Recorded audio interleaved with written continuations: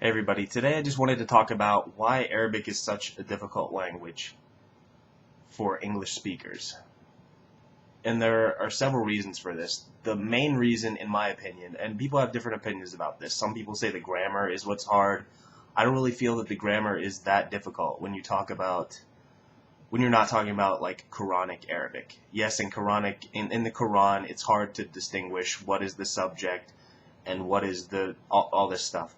It's hard to tell what the sentence is actually trying to say because if you know Arabic, the Arabic that's spoken on the news, and you go and try and read the Quran, it's something totally different. They use words that are really old. It's basically like trying to read the King James version of the Bible.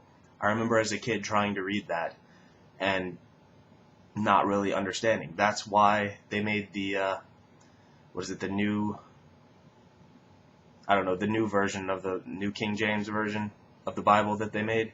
And I would read that and I would have no trouble understanding because it's in a language that anyone can understand. If you understand modern English, you can understand that version of the Bible. But with the Quran, it's believed that it's like if you change anything at all, then it's not the same book. It's not God's word anymore. And so I'm guessing that's why they don't have a easy to read version of the Quran. And that's why it's so hard to understand. It's like trying to read the King James version of the Bible if you aren't like a scholar in English. I would say like 90% of English speakers can't understand everything in the King James version of the Bible. But I digress. So that's not what I find hard about Arabic. I don't find the grammar hard.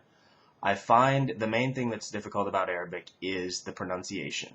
And having gone through classes and seeing what people struggle with and what I myself struggle with, the pronunciation is the main thing.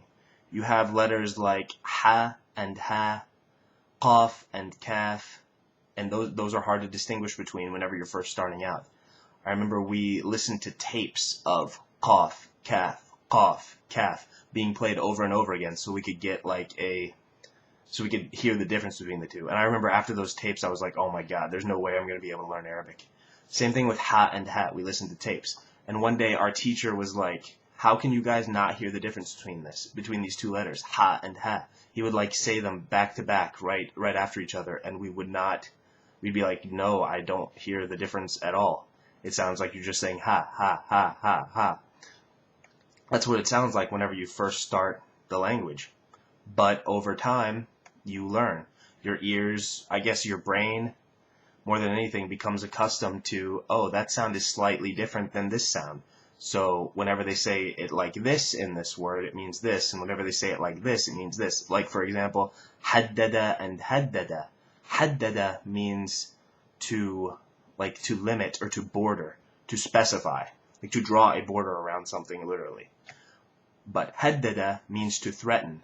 The only difference is the H. You have ha and ha. So that's an example of where you have to basically pronounce things correctly in order to be understood. And that's the problem that I've seen is the main problem for people learning to speak Arabic.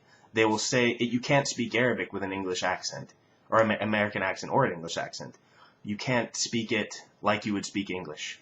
You have to, it's one of the languages that you have to speak it like an Arab, like a native, in order to be understood. You can speak Spanish like an American and be understood because there are no sounds that are so different. Like if you say the regular R instead of the rolled R, they're still going to know what you're talking about. If you say perro, they're going to know you mean dog. But in Arabic, it's totally different. If you say qalb instead of kalb, you just said heart instead of dog. And that can lead if somebody, an Arab who's used to dealing with English speakers will realize, okay, he's making a common American mistake. He's saying the word like he would say an American word, like an English word. I keep getting English and American mixed up, but yeah.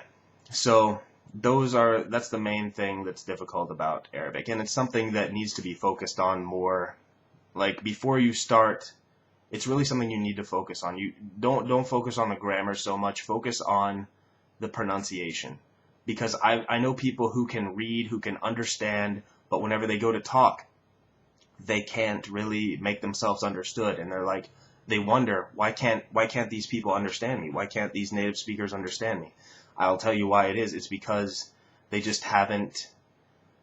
They say the Arabic words just like an English speaker, and you really can't do that. And yeah, that's basically what I wanted to say. So focus on, if you're learning Arabic, focus on the different pronunciations. Focus on the difference between qaf and kaf, the difference between ha and ha. And basically all the difficult sounds are made in the back of the throat. You have to, like with ayn, you're using the back of your tongue to close the air passage. You're moving the back of your tongue back.